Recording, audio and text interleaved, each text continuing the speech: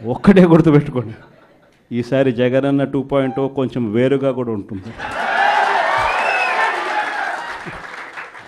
ఈసారి జగనన్న 2.0 కార్యకర్త కోసం ఎలా పనిచేస్తుందో కూడా చూపిస్తుంది.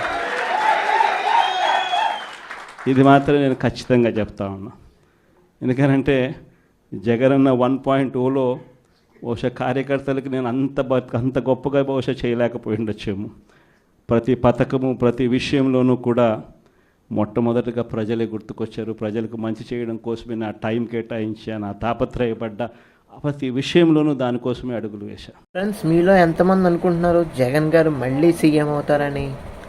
సో నాకు తెలిసినట్టయితే ఖచ్చితంగా జగన్ గారు ఖచ్చితంగా సీఎం అయ్యే అవకాశం ఉంది. ఎందుకంటే ఆయన ప్రజల వద్దకు వెళ్ళి చాలా సమస్యలు అయితే తెలుసుకుంటున్నారు.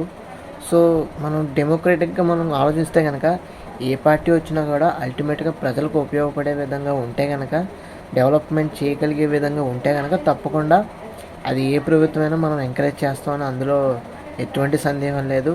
సో మంచి గెస్చర్ అయి ఉండొచ్చు ఈ యొక్క జగన్ గారు 2.0 అనేది. సో వీడియో నచ్చట్లేదు తప్పకుండా మన ఛానల్కి సబ్స్క్రైబ్ చేసుకోండి.